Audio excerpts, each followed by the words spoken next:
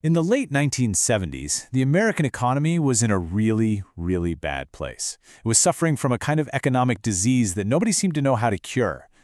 Well, the cure that eventually came was, let's just say it was like a form of shock therapy, so brutal that we are still arguing about it today. This is the story of that moment, the Volcker Shock. Okay, so to really get the shock, you have to understand the sickness. By 1980, the U.S. was caught in something called the Great Inflation. Prices were just spiraling, completely out of control, hitting almost 15% a year. Now, this wasn't just some minor inconvenience, it was a full-blown crisis. It was wiping out people's savings, crushing business confidence. I mean, how can you plan for the future when you have no idea what your money will be worth next year? And what made this whole period just uniquely awful was this thing called stagflation. Honestly, it was a paradox that just baffled economists. The textbooks all said that high inflation and high unemployment weren't supposed to happen at the same time. You get one or the other. But nope, here they were together. A toxic cocktail where the economy was stuck in the mud, but prices were shooting for the moon. Now, the Federal Reserve, they had tried to fight back, but their efforts just came off as weak and, frankly, inconsistent.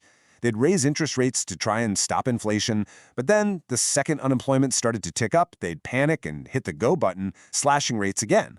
This stop-go cycle, it did pretty much nothing to solve the problem, and maybe even worse, it completely destroyed the Fed's credibility. Nobody believed they had the guts to actually finish the fight. And this is where our main character enters the story. In August of '79, President Jimmy Carter appoints Paul Volcker as the new chairman of the Federal Reserve. This guy was a towering figure. Both literally, he was super tall, and figuratively. And he came in with one single-minded, rock-solid mission: break the back of inflation, no matter what it took.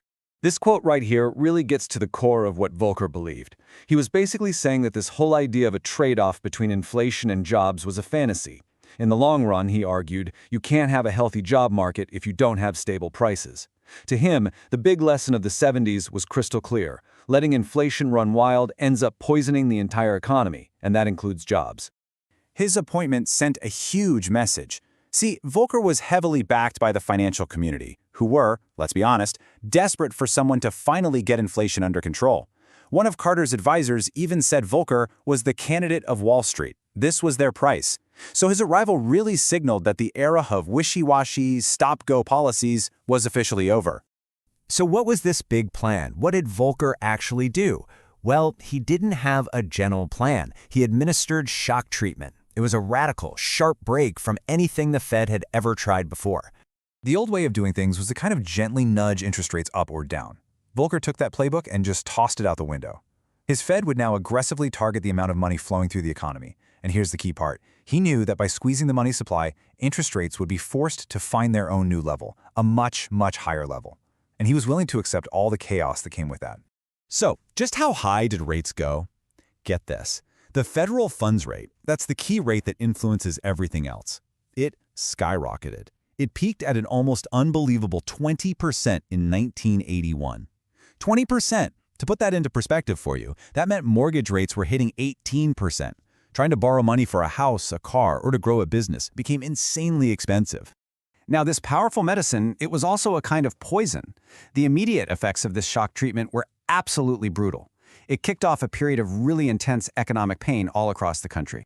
And the crazy thing is, Volcker knew exactly what was coming. He wasn't naive about it. Right after he was appointed, he pretty bluntly asked a group of journalists if they would still back his policies when there's blood all over the floor. He knew his war on inflation was going to have casualties.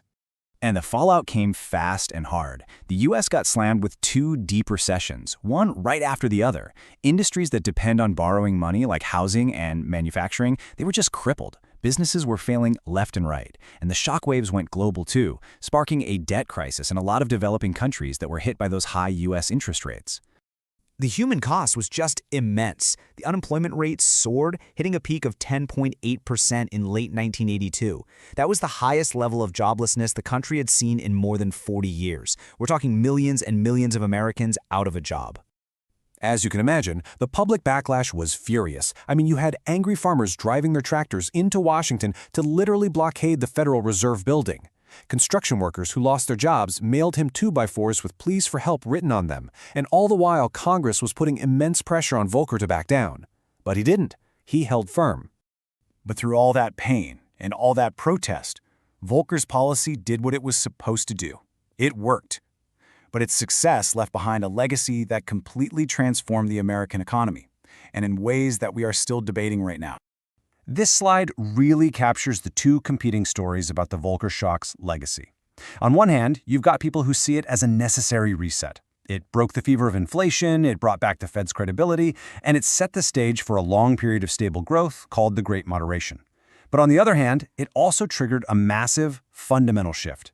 The recessions weakened unions, sped up the decline of manufacturing, and many people argue it paved the way for the rise of high finance and widening income inequality.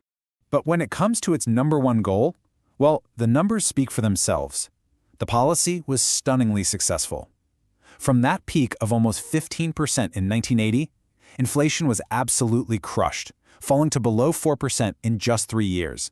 The dragon, as they say, had been slain. This timeline really puts it all in perspective, doesn't it? You see the brutal recessions in the early 80s, but they were followed by a recovery.